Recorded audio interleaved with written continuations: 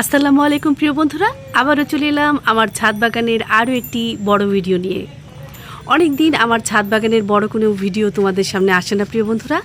ভাবলাম একেবারে বৃষ্টিমুখর রাতে তোমাদের একটা ভিডিও শেয়ার করি।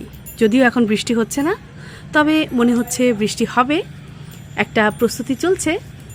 দিনের বেলায়ও বৃষ্টি হয়ে গেল। তোমরা নিশ্চয়ই যারা ঢাকাতে আছো তারা সেটি অনুধাবন করেছো, দেখেছো।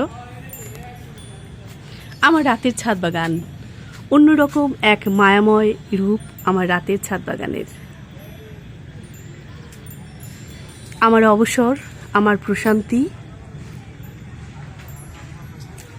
আমার মুক্তি, আমার উল্লাস সব কিছুই আমার এই ছাদ বাগানে প্রকাশিত হয় প্রিয় বন্ধুরা। তোমরা আমার বন্ধু, আর বন্ধু বলেই আমার বিশেষ মুহূর্তগুলো আমি তোমাদের সাথে শেয়ার করতে চাই। আমার ছাদ বাগানের ছোট্ট একটি সফলতা। আমি কিন্তু আমার ছাদ বাগানে একা নই, আমার সাথে আছে আমার বেড়াল ছানাগুলো।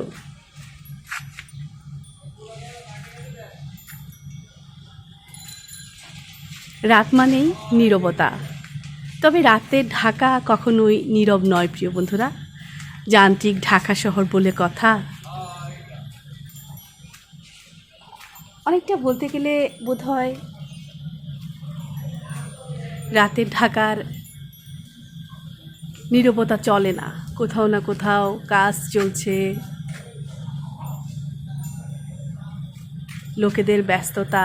রাতেও কিন্তু ঢাকার অন্যরকম একটা ব্যস্ততাময় রূপ দেখা যায়।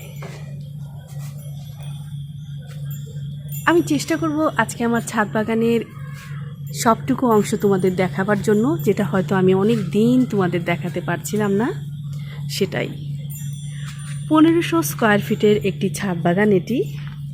তবে এটি তেমনভাবে গোছানো কোনো ছাদ বাগান নয়। প্রস্তুতি চলছে প্রিয় বন্ধুরা তোমাদের সামনে সুন্দর রূপে আসার জন্যে। সবগুলো জায়গাতে পর্যাপ্ত পরিমাণে আলো নেই, জানি না ঠিকঠাক মতন দেখা যাচ্ছে কিনা, কিংবা কেমন লাগছে তোমাদের আমার রাতের ছাদ বাগান। ভালোবাসি বলে ফিরে ফিরে আসি আমার ছাদ বাগানে, দিনে কিংবা রাতে। যখনই খুঁজবে আমাকে খুঁজে পাবে আমার ছাদ বাগানে। একজন সাধারণ গৃহিণীর মুক্তির জায়গা রাতের ছাদ বাগান কিংবা দিনের ছাদ বাগান।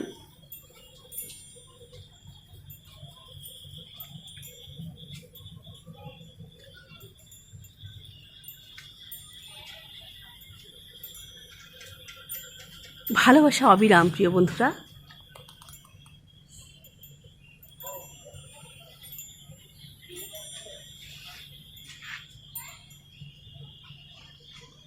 তেমন কোনো কথা বলবার নেই, শুধু উপভোগ করবারই বিষয় এই সময়টা।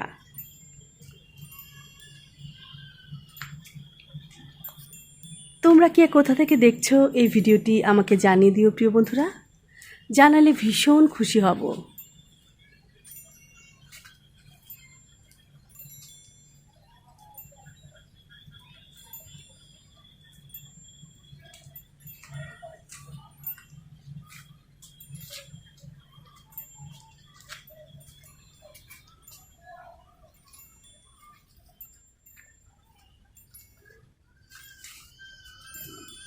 প্রকৃতির নানা রকম খেলা চলে আমার ছাদ বাগানে, যেটা দিনেই হোক রাতেই হোক। সব রকমের ঠান্ডা গরম অনুভূতির যে একটা আবেশ, সেটা আমি আমার ছাদ বাগানেই উপভোগ করি, বলতে পারো অনুভব করি, পরিতৃপ্ত হই, কখনো বা ক্লান্ত হই। সব কিছুই চলে আমার ছাদ বাগানে।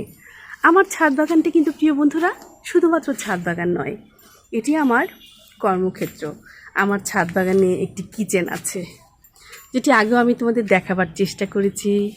আমার ছাদ বাগানে নানা রকমের কাজ হয়। এই জায়গাটি ওই যে বললাম আমার একটি মুক্তির জায়গা।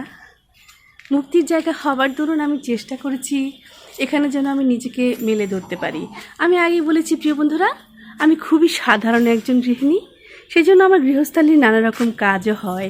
এই যে দেখো, জায়গায় জায়গায় বিভিন্ন কারেন্টের পয়েন্ট তৈরি করা হয়েছে, তার মানে এখানে মশলা গ্রাইন্ডিং থেকে শুরু করে সব কিছু হয় আমার ছাদ বাগানে। চলো প্রিয় বন্ধুরা, আমার ছাদ বাগানে এই সময়কার বিশেষ নাগ চম্পা সেটা তোমাদের আমি দেখাই।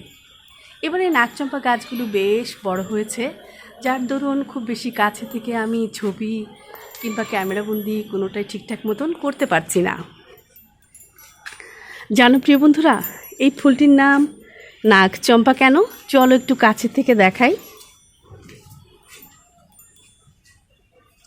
এর পাতার অগ্রভাগ সাপের ফনার মতো দেখতে। এই যে দেখো, কিছুটা আলো স্বল্পতা আছে এবং সাপের ফনার মতো দেখতে বলেই এর নামকরণ করা হয়েছে নাগ চম্পা। আজকে আর তেমন কোনো কথা বলবো না প্রিয় বন্ধুরা, অন্যদিন কথা বলবো। হয়তো এভাবেই সাধারণ কথাগুলো খুব সাধারণভাবে পৌঁছে যাবে তোমাদের কাছে। আজকের এই ভিডিওটা যে যেখান থেকে দেখলে, ভালো লাগলে ভিডিওটি শেয়ার করে দিও, আরও বেশি ভালো লাগলে আমার বন্ধু হয়ে যেও। তাহলে ভালো থেকো বন্ধুরা, অনেক অনেক ভালো থেকো। আল্লাহ হাফেজ, আসসালামু আলাইকুম।